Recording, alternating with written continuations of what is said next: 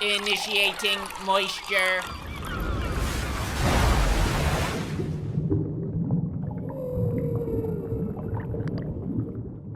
I think it's important to separate art from the artist, and in the case of Once Upon a Time in Hollywood, I had to make this necessary distinction between the two because I do not like Quentin Tarantino. Not that I don't like his work, I think he's just a fucking psychopath.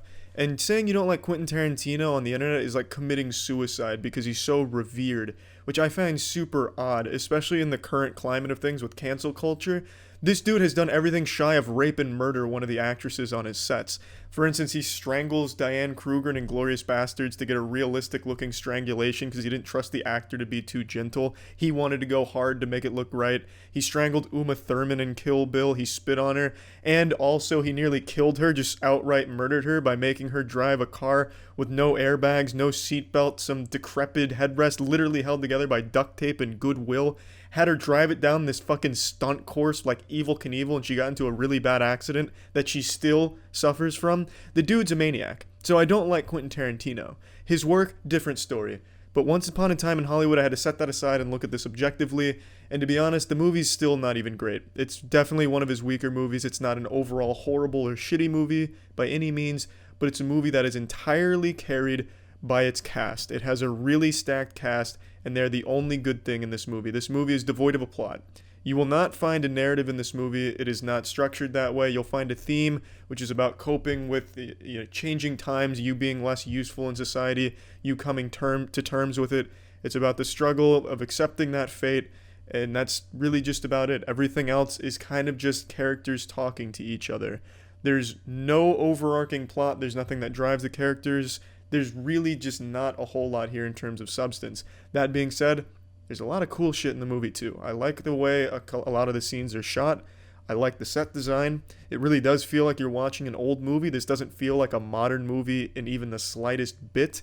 I really, really like when they got into like an actual old western because the movie takes place basically around this character whose bread and butter was old westerns, and he got a new role and they're filming it, and you're getting to watch this old western being filmed while you're watching the film from the outside. So you get to see them saying like cut and shit in the scene, and then it goes right back to the movie. So you're watching like a movie within a movie. It's very nicely done, and I enjoyed that.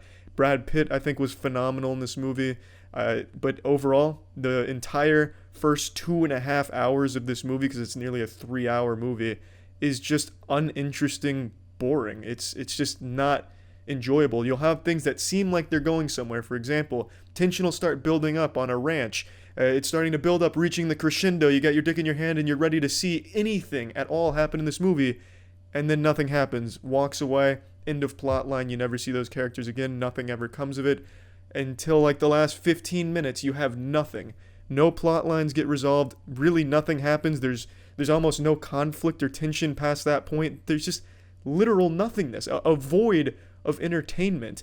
It's supposed to be heavily reliant on comedy, but Brad Pitt is the only one who does comedy in this movie and does it well. He is the only character that executes it in a decent fashion. Sometimes Leonardo DiCaprio's character comes across comedic, but that's just because of how serious the character is, and I think they do a good job with that sometimes, but overall the comedy doesn't land either, so it doesn't have that crutch to lean on either. The last 15 minutes, though, is spectacular. Absolutely spectacular.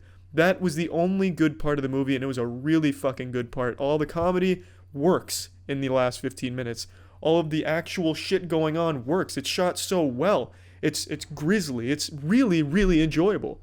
But was it worth the tiresome journey to get to that point? Absolutely not. In addition to this, there's a character in this movie who has a lot of screen time, Margot Robbie's character, Sharon Tate. She has a lot of screen time in this movie, but she doesn't do anything in the movie. Literally, the entire character could have been non-existent and the movie would have done the exact same thing, gone the same places. She influences not a single thing in this entire movie. I don't understand what the purpose of her character being there was. I understand it's maybe working the angle for Charles Manson because Sharon Tate was an actual figure, but Charles Manson doesn't have a role in this movie at all. He's just kind of hinted at occasionally. There's just nothing. This is a movie of actual nothingness, just hanging out. They show you a lot of movies, though. There's a lot of movies within this movie that you get little glimpses of and you get to take peeks behind. I appreciate that, but if there's nothing to hold that together, no narrative to get us there, no reason to see these things, it's uninteresting. It's just downright unfun. And now I understand what Tarantino probably wanted to do was completely break apart what a movie is, because movies are structured. You have a story, narrative, character, tension, climax, resolution. Those are simple ingredients to this fucking stew that we call movies. And there's a reason those ingredients are there, because that leads to a satisfying experience. You can play with these ingredients in all types of different ways. And I think it's unlimited the possibilities you can do with those things. But to just get rid of all of those things and make a movie where it's nothing but inside jokes, if you work in Hollywood, I guess, and sometimes occasionally something happening, it doesn't work. Because most people aren't in the movie making business. They don't understand the inside jokes you're making. This seems like a movie that only Tarantino and the higher up Hollywood elites, his buddy Weinstein, it seems like the only kind of people that would enjoy this are the people that get that understand, oh, haha, movie making humor. It really just doesn't work. If this had a narrative to hold it together, or any semblance of anything happening or building up to something that actually happened, the movie would probably be pretty fucking good. Because, like I said, there's a lot of elements in this that do work well when they're showing you a movie within a movie. It's just so well acted, too. I can't stress that enough. I fucking love Leonardo DiCaprio's character, Rick Dalton, and I also love Brad Pitt's character. It's just, the problem is there's no reason or no drive for these characters to get to where they get to in the movie.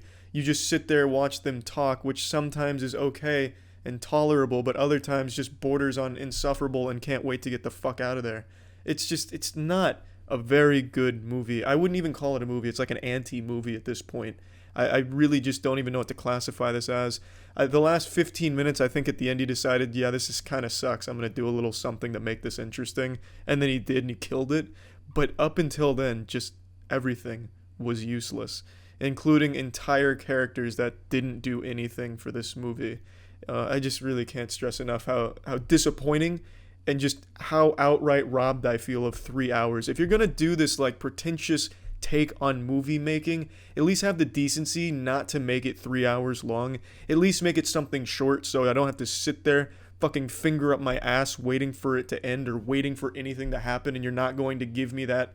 You're not going to give me anything. You're just going to dribble a little bit of breadcrumbs occasionally and then slap them off the table. Nothing comes of it. At least make it short so I don't have to sit there for that long waiting for nothing. Plugging this into the moist meter, I'm giving it an even 50%. Now, I know that's really low for Quentin Tarantino, and the rampant, ball-sniffing Quentin Tarantino fanatics are going to be up in arms. Oh, Charlie simply just didn't get the message. This simpleton couldn't derive the remarkable theme and message behind Quentin Tarantino's pristine work. Oh, a sterling job done yet again from Tarantino. Once Upon a Time in Hollywood is a classic. It's not. The theme isn't that deep. In fact, the theme is beaten into your skull pretty goddamn early on in the movie. It's not a deep movie. It doesn't want to be a deep movie. You can probably pick it apart and try and find some shit that I don't think the movie ever meant to represent, because, again, the movie is more of just a breakdown of what a movie is expected to be. I think it was meant to subvert expectations, to really change how you view a movie, kind of just be this anti-movie. And it just doesn't work at all. Maybe if the writing was better, I really don't know what would have changed it around, but it just doesn't work. It's an overall disappointing movie. I think there's a reason why movies try and tell you a story, try to make you laugh, try and really do anything at all besides just have you look at characters talk to each other, because it doesn't come across as fun. And also, it doesn't tease you with things that might happen, because that's just always a letdown. That's like me going up to you and saying, hey, here, look at this car. This car might be for you. It's your birthday, right? Maybe it is for you. It's not for you, and then you fucking drive away in it. That person's obviously disappointed. They're not, oh, that's great. He subverted my expectations. He got my hopes up, and then he got them down. Solid work. No one's going to celebrate like that, because you go to a movie to experience something, to feel something, to be entertained. This doesn't do any of those things until the end. The end is super entertaining and really fucking fulfilling, but up until then, there's just nothing. And that's my biggest complaint. Incredible work from the actors, though. The acting is fucking nuts. That's about it. See ya.